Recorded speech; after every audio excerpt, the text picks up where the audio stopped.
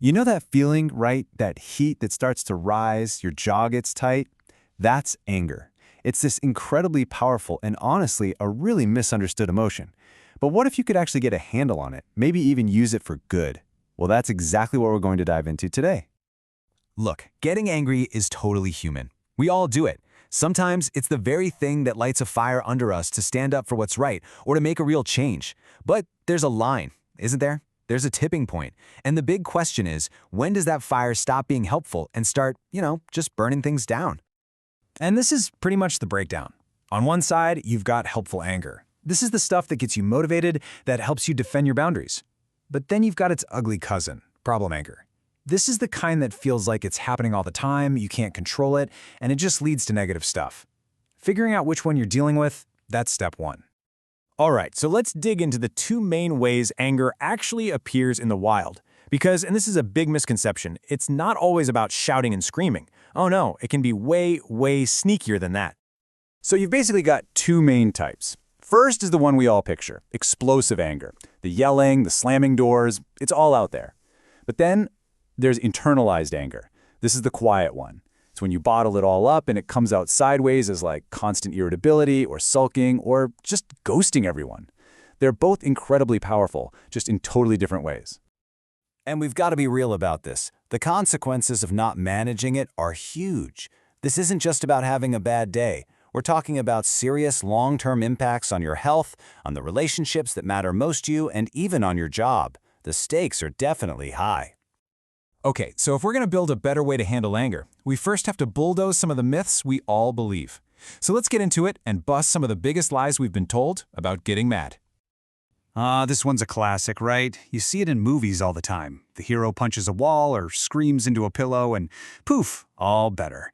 It's this whole idea that you just need to vent and let it all out. But here's the crazy truth. Science shows that kind of venting doesn't get rid of anger, it actually rehearses it. It just makes those aggressive pathways in your brain stronger. Healthy expression isn't about an explosion. It's about communicating something calmly, honestly, and with respect. Now, this next myth, man, this one is so damaging. It's the idea that anger is this giant wave that just crashes over you and there's nothing you can do, that you're just helpless. But that's just not how it works. Anger is an emotion, just like any other, which means you can learn to understand it and manage it. And here's the most important part. You can literally train your brain to respond to a situation instead of just reacting to it.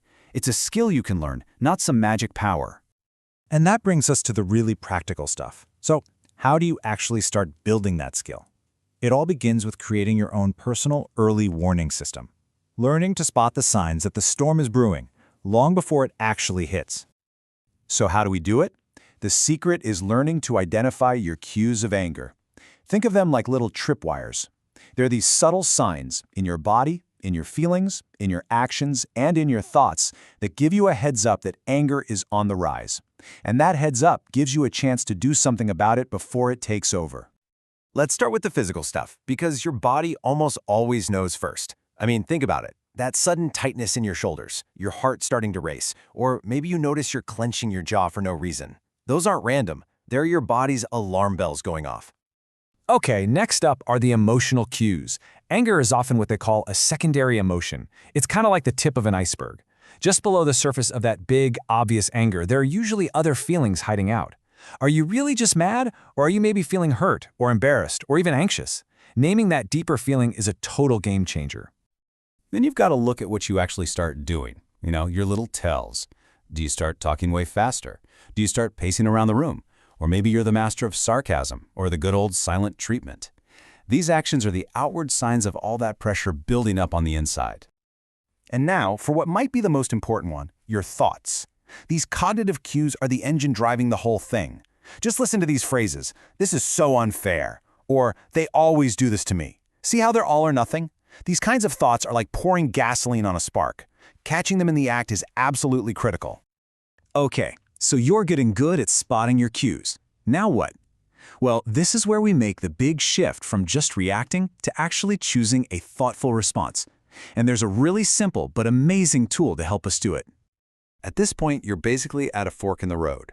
You can go down the unhealthy path, which is all about pushing it down and blaming yourself, and that road usually ends in burnout. Or you can choose the healthy path. That one starts with self-awareness, moves to healthy expression, and ends with actually resolving the problem and learning something. And here is the tool that helps you stay on that healthy path, the ABCD model. It's so simple. So A is the activating event. Someone cuts you off in traffic. B is your belief about it, not what happened, but what you tell yourself about it. That jerk did that on purpose to disrespect me. C is the consequence. You get filled with rage and lay on the horn. But here, D is the magic step. D is for disputing your belief. You challenge it. Hang on. Is it possible they just didn't see me? Is getting this worked up really worth it? That single step, that's where you take all your power back. All right, so you've spotted your cues, you've challenged your beliefs. Now you actually have to talk to someone. Let's finish up with a few killer tips on how to communicate what you're feeling in a way that actually fixes things instead of just starting another fight. These are your go-to tools. First, use I statements. Instead of pointing the finger and saying, "You always ignore me," try, "I felt hurt when that happened." It changes everything. Second, just pause. Taking even 10 seconds before you respond can be the smartest thing you do all day. And finally, get curious, not furious. Ask questions to understand where they're coming from instead of just assuming the worst. When you boil it all down, this is what it comes to. Anger itself isn't the bad guy here. It's just a signal. It's just information. The real test, and the real chance to grow, is all about what you choose to do with that signal. So I'm going to leave you with this one question. The next time you feel that heat start to rise, before you do anything else, just pause and ask yourself, what is this anger trying to tell me right now? Seriously, the answer might just change everything.